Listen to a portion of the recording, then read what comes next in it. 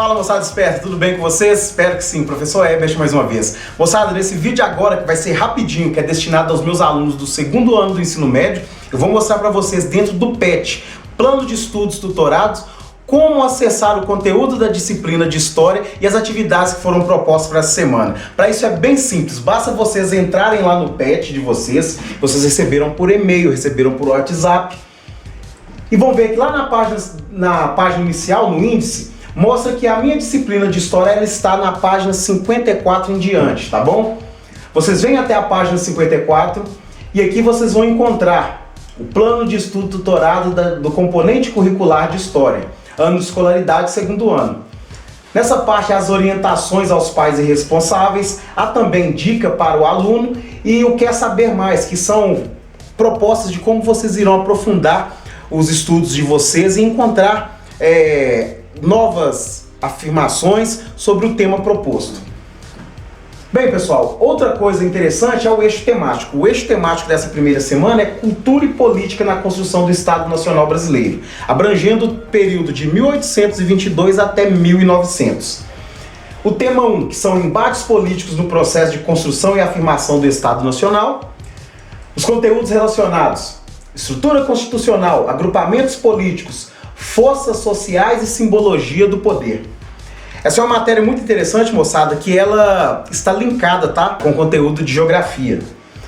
O tema proposto para essa semana, primeira semana, o fim do antigo regime e a crise das colônias no século XVIII.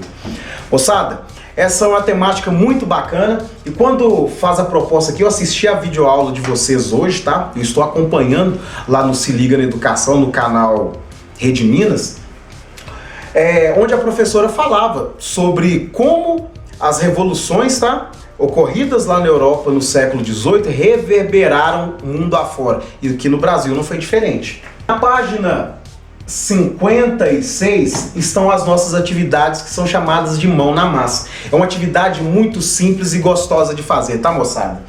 A primeira atividade, chamada atividade 1, Luzes da Razão para a Mudança. Olha que bacana. Os iluministas acreditavam que só um tirano tentaria resolver problemas sociais através da violência. Por isso eles defendiam a educação como o grande caminho da mudança. Assim, as crianças deveriam aprender a amar a liberdade e a justiça e teriam uma sólida formação científica. A tortura e a pena de morte seriam abolidas. As prisões visariam a reeducação do criminoso. Ah, quem dera. A tolerância seria cultivada, não se perseguiria ninguém por suas próprias ideias religiosas ou políticas. Aí faz a seguinte proposta pra gente agora. É atividade, tá, moçada? Agora pense, será que essas ideias seriam válidas hoje, nos dias de hoje? Será que o Brasil atual deixaria um iluminista satisfeito? Descreva em seu caderno a sua opinião, para posteriormente discutir com seu professor e seus colegas na volta às aulas.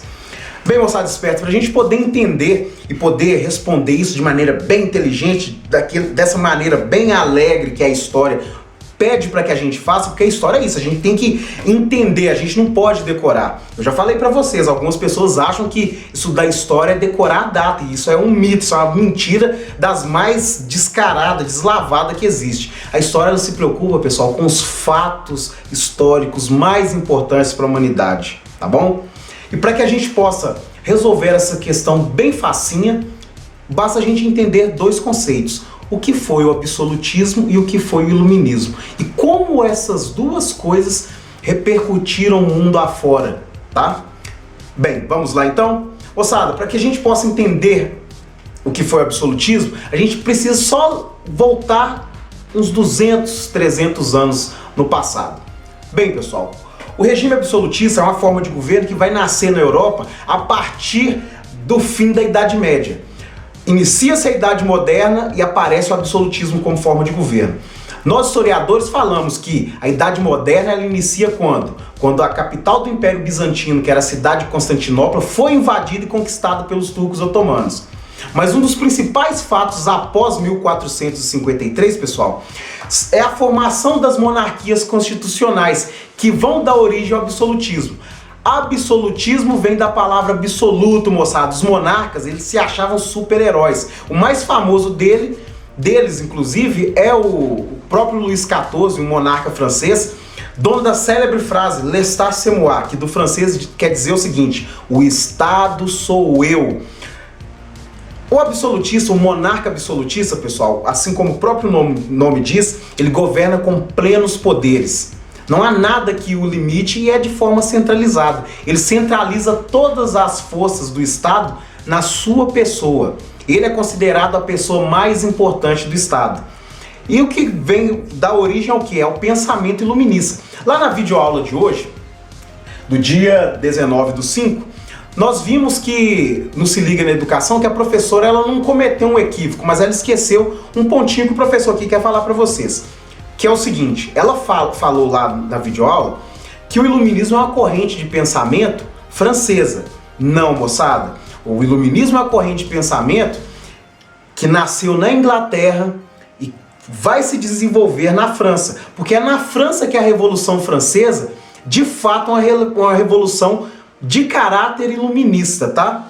Mas vamos lá. Quando eu falo que o iluminismo ele nasce na Inglaterra, não é para confundir a cabeça de vocês, não. É porque o Thomas Hobbes, que escreveu o Leviatã, que é um dos livros mais importantes quanto à temática, no que tange a crítica às formas de governo absolutista, o Francis Bacon, o Thomas Hobbes e o próprio René Descartes, se eu tiver esquecido algum, perdoa, tá? Eles são os caras que vão dar origem ao pensamento iluminista e àquela filosofia desenvolvida que vai florescer na Europa. Pra vocês terem uma ideia, a Idade Média, que é anterior à Idade Contemporânea, à Idade Moderna, ela é chamada propriamente de Idade das Trevas pelos próprios pensadores iluministas, que eles falavam que lá na Idade Média, a Idade Média teria sido quase 1000 anos de trevas, porque tudo aquilo que havia sido desenvolvido na Grécia e na Roma clássica havia se perdido durante a Idade Média. Então os pensadores iluministas, pessoal, eles fazem essa crítica e tentam propor um método científico, algumas coisas que eram proibidas na Idade Média, por exemplo. A necromancia, que no caso a gente chama de anatomia, que é estudar os mortos para desenvolver a ciência, era algo proibido. Isso vai ser algo discutido, porque a ciência precisa florescer. E é uma revolução de ideias acontecendo na Europa, por isso o iluminismo, essa corrente de pensamento intelectual, luz, tá? A luz da razão na Europa, vai fazer a crítica ao absolutismo, porque os caras, eles não só estudavam ciência, matemática, astronomia, eles não estudavam só essas coisas não. A política era algo extremamente discutido. Pra vocês terem uma ideia, os caras não iam pro barzinho, não iam pro boteco tomar cerveja, fazer qualquer outra coisa, para discutir o que havia acontecido na partida entre Chelsea e Manchester City. Eles não iam discutir nos bares, nas tavernas, eles não iam discutir futebol, eles não iam discutir mulheres, eles não iam discutir corrida de Fórmula 1. Eles iam para as tavernas, eles se encontravam para discutir ideias, para discutir as interpretações filosóficas do Aristóteles, do Arquimedes, do Sócrates, do Platão. Desenvolveram seus próprios pensamentos. Vão lembrar que a prensa que deu origem à imprensa, a produção de livro, vai fazer com que o mundo inteiro, pelo menos aquele mundo lá, tenha acesso a livros, acesso à informação, e essa efervescência de ideias que está acontecendo na Europa vai permitir isso. E os pensadores iluministas, eles criticavam o absolutismo, dentre outras coisas, como por exemplo, mercantilismo, que é a interferência do Estado na economia, tá? O monarca absolutista, ele interferia no Estado. Ele interferia na economia do Estado, ele interferia diretamente na vida das pessoas, principalmente do campesinato. O poder da igreja ainda não havia sido feita aquela desassociação do poder clérigo e do poder secular. No caso, igreja e Estado não haviam separado, eram juntas, tá? Vão lembrar dos casamentos, as nossas aulas aí de colonização da América, quando eu falava para vocês dos casamentos que eram feitos com o apoio da igreja para fortalecer os estados, as monarquias constitucionais, sobretudo a igreja, criticavam a falta de direito à propriedade privada. Eles defendiam também a existência de contratos mediadores quanto às relações sociais, porque Pessoal, aquela transformação que eu falava para vocês, a Idade Média ela vai acabar em 1453 e lá para 1789 a gente tem o advento da Revolução Francesa. Esse advento vai fazer com que os Estados Unidos se tornem independentes, tá? Esse advento vai fazer com que as nações aqui da América Latina também busquem a independência da metrópole, o Brasil, no caso, Portugal, e os países aqui da América Latina da Espanha. Então o que acontece? Eles criticavam isso daí porque não havia a existência de contratos, pessoal. Tudo era feito no boca a boca e sempre quem tinha poder, os aristocratas, tiravam proveito em cima dos pobres. Aqueles que lá na Revolução, em 1789, vão ser chamados de sans-culottes, ou sem-culotte. Bem, então a gente percebeu agora o que é o absolutismo e o que é o iluminismo. E como que isso vai reverberar aqui no Novo Mundo, aqui na América do Sul? O nosso conteúdo fala o seguinte, que a formação do Estado brasileiro, que vai de 1822 até 1900, ele é visto como algo muito importante e linkado com o que aconteceu na Europa, mas é diferente com o que aconteceu aqui no continente. Por quê? O Brasil vai ser o único, moçada, o único país nesse contexto aí de revoluções, tá? Aquilo que o historiador inglês Eric Hobsbawm, sou fã desse cara é demais, é o cara que mais entende de história, na minha opinião, que ele chama de Era das Revoluções. O mundo inteiro vai experimentar no século XVIII várias revoluções, tá? E que no Brasil não vai ser diferente. Só que aqui é o seguinte, no Brasil, a separação do Estado brasileiro, da metrópole, tá? Não vou falar Estado brasileiro, do Brasil com a metrópole portuguesa, só que diferente dos Estados Unidos, que se separou da Inglaterra, nasceu uma república. Diferente da Argentina, Paraguai, Uruguai, Venezuela, Colômbia, Equador, Chile, Paraguai, esqueci mais alguma, Uruguai, que haviam se separado da Espanha e se tornado república, o Brasil foi o único que conservou a monarquia como forma de governo. Quando Dom Pedro I assume o Brasil, tá? Proclama a independência,